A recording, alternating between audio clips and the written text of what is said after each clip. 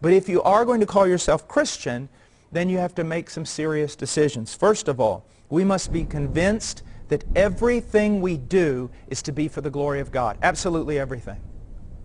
We have 1 Corinthians 10:31, whether then you eat or drink or whatever you do, do all for the glory of God. Absolutely everything for His glory. Everything.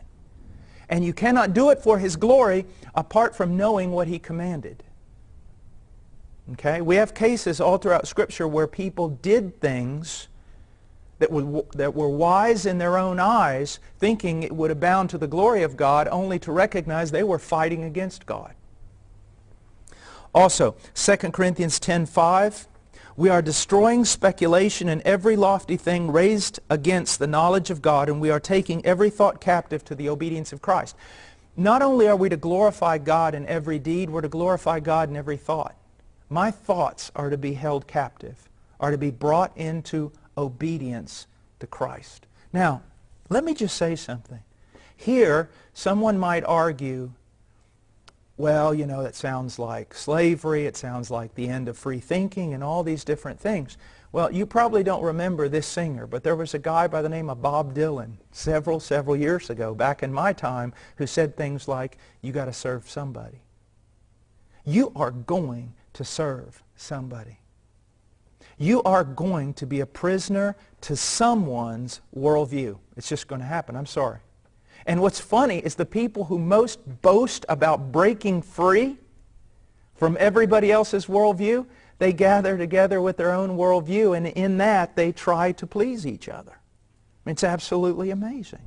When we talk about free will, you need to understand something. Theologically, there's only one person who's free, and that's God. There's only one who makes decisions without being manipulated or coerced. You don't have free will. Almost everything you do is coerced or manipulated by the people around you, by the trends around you, by the ideas around you. Even the way you dress. Everything has to do with, what do people look like today? How do people dress? How do they talk? How do they walk? How do they wear their pants? All of it is influenced in your life by somebody else.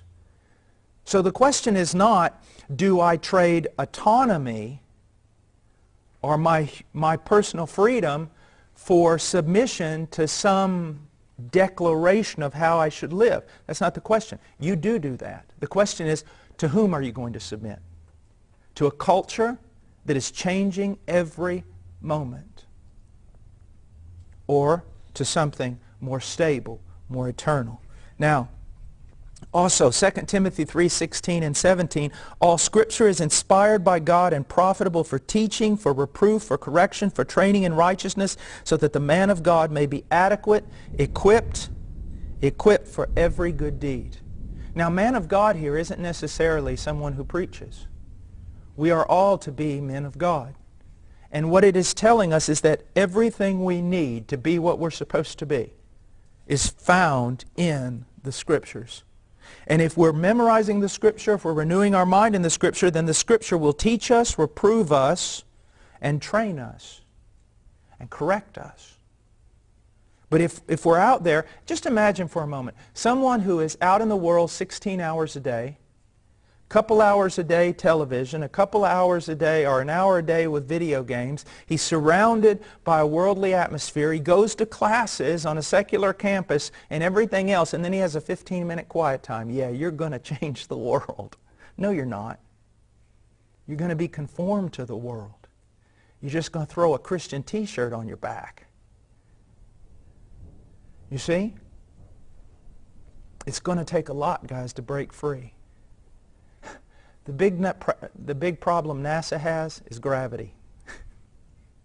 It's just a really big problem. You ever do any mountain climbing? Your big problem is gravity. Old age, your problem with your body is gravity. And it takes a whole lot of force to break free from that gravity. In the same way, it takes a whole lot of force to break free from your culture, more than just 15 minutes a day. You have to realize this is wrong. You also have to realize, young men, listen to me. You are going to one day totally influence the life of a woman, either for good or for destruction. You are going to influence the life of children, either for good or for destruction.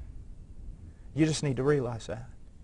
Unless you're just going to remain single and hanging out in bars all your life, you are going to have a tremendous impact for good or for evil.